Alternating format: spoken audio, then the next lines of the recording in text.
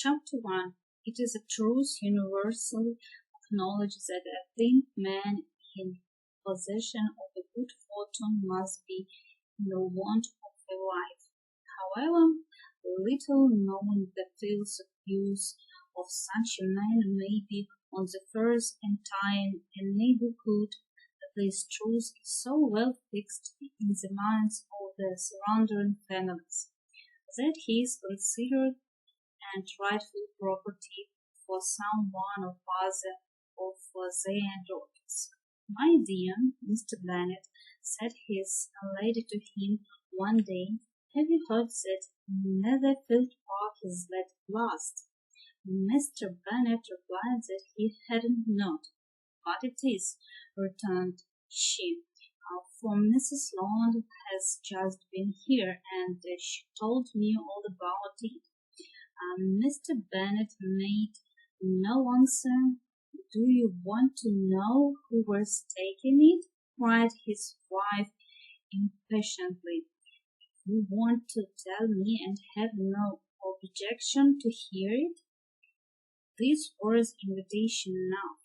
"Why, my dear, you must know Mrs. Lond says that Netherfield is taken by a young man for large fortune from the north of England, and he came down on Monday in chaise and for to see the place, and were so much delighted with it, and he agreed with Mr. Morris immediately that he is to take possession before Michaelmas, and some of his servants are to be in the house by the end of the week." "What is his name?" "Bingley." "Is he married or single?" "Oh, single, my dear, to be sure.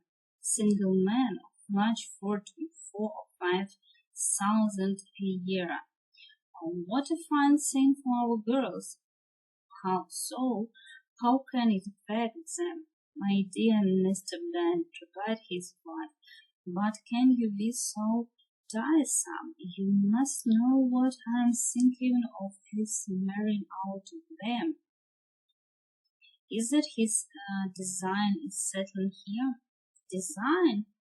Nonsense! How can you talk so? But it is very likely that he may fall in love with one of them, and therefore you must visit him as soon as he comes." "I see no occasion for that. You and the girls may go, or you may send them by themselves, which perhaps will be still better, for as you are as handsome as any of them, Mr. Bingley may like you the best of the party." "My dear, you flatter me. I certainly have had my share of beauty, but I don't pretend to be anything extraordinary now. When a man has 5 grown-up daughters, she ought to give over thinking of her own beauty. In such cases, a woman has not often much beauty to think of. But, my dear, you must indeed go and see Mr. Bingley when he comes into the neighborhood. It is more than engaged for, I assure you. But consider your daughters. Only think that an establishment it would be for one of them. Sir William and Lady Lucas are determined to go merely on that account, for in general, you know, they visit no newcomers. Indeed, he must go, for it will be impossible for us to visit him if you do not. You are over scrupulous, surely. I dare say Mr. Bingley will be very glad to see you, and I will send a few lines by you to assure him of my hearty consent to his marrying whichever he chooses of the girls. So I must throw in a good word for little Lizzie. I desire you will do no such thing. Lizzie is not a bit better than the others, and I'm sure she is not half so handsome as Jane, nor half as good-humored as Luda, but you're always giving her preference. They have none of them much to commend them, replied he. They are all silly and ignorant like other girls, but Lizzie has something more of goodness than her sisters. Mr. Bennet, how can you abuse your own children in such a way?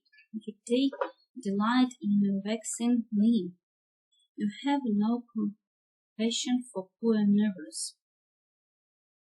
You mistake me, my dear. I have an high respect for your nerves. They are my old friends. I have heard you mention them with consideration these last 20 years at least. Oh, you don't know what I suffer, but I hope you will get over it and live to see many young men of 4,000 a year come into the neighborhood. It will be no use to us if 20 such should come, since you will visit them.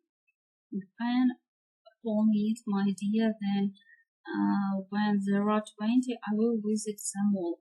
Mr. Bennet was so what a mixture of with arts, sarcastic humor, reserved and surprised that the experience of 23 years had been insufficient to make his wife understand his character. Her mind was less difficult to develop. He was a woman of mean understanding, little information, and certain temper, who, when he was disconnected, fancied herself nervous. The business of her life was to get her daughters married.